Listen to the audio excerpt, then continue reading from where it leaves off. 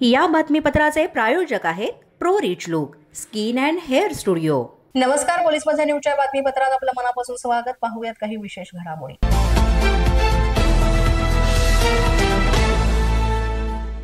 स्थानिक स्वराज्य संस्थांच्या निवडणुका या नवीन प्रभाग रचनेनुसार आणि ओबीसी आरक्षणासह होणार आहेत। नव्या प्रभाग रचनेनुसारच निवडणुका होणार यावर सुप्रीम कोर्टानं पुन्हा एकदा शिक्कामोर्तब केलेला आहे। प्रभाग रचना हा पूर्णपणे राज्य सरकारचा अधिकार असल्याचं सुद्धा आज या याचिका फेटाळत असताना कोर्टानं म्हटलंय। याबाबतच्या 2 याचिका सुप्रीम कोर्टामध्ये दाखल करण्यात आल्या होत्या, ज्या याचिका सुप्रीम कोर्टानं फेटाळल्यात। प्रभाग रचना आणि ओबीसी आरक्षणाबाबतच्या या 2 याचिका सुप्रीम कोर्टानं फेटाळून हा निर्णय दिलाय आणि या याचिका फेटाळत असताना सुप्रीम कोर्टानं महत्त्वाचं विधान केलंय। प्रभाग रचना हा पूर्णपणे राज्य सरकारचा अधिकार असल्याचं सुप्रीम कोर्टानं म्हटलेलं आहे।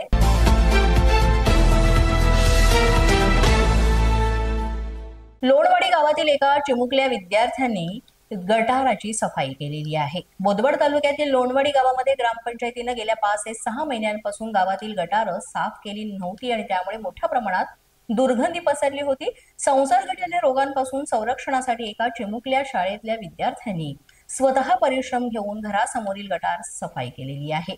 मात्र या चिमुकल्या विद्यार्थिनीने ऐन रक्षाबंधनाच्या तसंच 15 ऑगस्टच्या औपचारिकता साधून आपल्या घरासमोरील गटार सफाई करून कौतुकास्पद काम केलेलं आहे।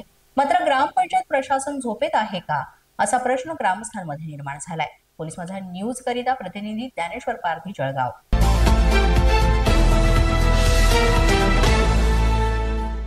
पतीला जबर मारहाण करत पत्नीचं अपहरण करण्यात आलेलं आहे। पुण्याच्या खेड तालुक्यातील खरपुडी मधील ही धक्कादायक घटना आहे। आंतरजातीय प्रेमविवाह केल्यानं मारहाण आणि अपहरण केल्याचं समोर येत आहे। पत्नीचा भाऊ आणि आईसह 15 जणांवर या प्रकरणात गुन्हा दाखल करण्यात आलाय। अपहरण आणि जबर मारहाण केल्याचा गुन्हा नोंदवण्यात आलेला आहे। पतीनं पोलीस ठाण्यात याबाबत तक्रार दाखल केलेली आहे आणि म्हटलंय की मी आपल्या सर्व प्रसार माध्यमांच्या माध्यमातून एक विनंती करतोय की आपण मला न्याय द्यावा। माझ्या पत्नीला लवकरात लवकर शोधून सुखरूपपणे माझ्या हवाली करण्यात यावं, अशी माहिती त्यांनी प्रसार माध्यमांशी बोलताना दिली। त्यानंतर पोलिसांनी लगेचच तपासाला सुरुवात केली असून सीसीटीव्ही फुटेजची पाहणी करून लवकरात लवकर आरोपींना पकडून असं सांगितलेलं आहे। पोलीस माझा न्यूजच्या बातमीपत्रात वेळ झाली एका छोट्याशा विश्रांतीची। पाहत रहा पोलीस माझा न्यूज। या बातमीपत्राचे प्रायोजक आहेत pro rich look skin and hair studio. विश्रांतीनंतर पुन्हा एकदा पोलीस माझा न्यूजच्या बातमीपत्रात आपलं मनापासून स्वागत।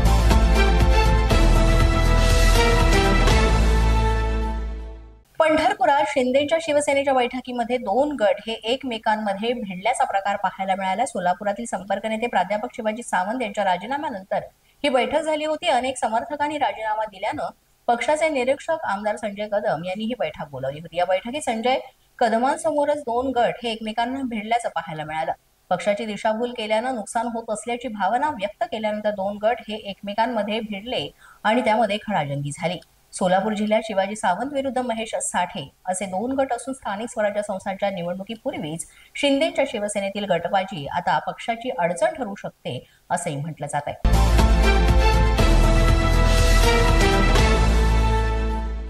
बीड हत्या प्रकरणातील सुनावणी आता पुढे ढकलण्यात आलेली आहे। पुढील सुनावणी 18 ऑगस्टला होईल असं कोर्टातर्फे सांगण्यात आलंय। विशेष सरकारी वकील उज्ज्वल निकम हे सुनावणीला आज हजर नव्हते, अनुपस्थित होते। काही कारणास्तव ते हजर राहू शकले नाहीत, त्यामुळे युक्तिवाद होऊ शकला नाही। दोन्ही बाजूंच्या वकिलांमध्ये चर्चा करून पुढील सुनावणी ही 18 ऑगस्टला होईल असं सांगण्यात आलंय। संतोष देशमुख हत्या प्रकरणामध्ये आता पुढील सुनावणी 18 ऑगस्टला होणार असं म्हटलं जात आहे। त्यांच्या पूर्वनियोजित काही कार्य भोवल्यामुळे आदरणीय निकम साहेब येऊ शकलेले नाही, त्यामुळे मी कोर्टाला अशी विनंती केली की आम्हाला पुढची तारीख द्यावी। शिवाय आम्ही आज फरार आरोपी कृष्ण आंधळे याच्या हद्दीपर्यंत आम्हाला वॉरंट द्यावं नवीन 72 प्रमाणे, तोही अर्ज आम्ही आज कोर्टात दाखल केलेला आहे। आणि अगोदरचे जे अर्ज आहेत, चाटेचा जो दोषमुक्तीचा अर्ज आहे त्याच्यावर सन्मान्य न्यायालयाने फिर्यादीचं म्हणणं मागवलेलं आहे। ते आज काय फिर्यादीचं म्हणणं आलेलं नव्हतं, त्यामुळेही आजची तारीख वाढलेली आहे आणि पुढची तारीख न्यायालयाने 18 तारीख देण्यात आलेली आहे।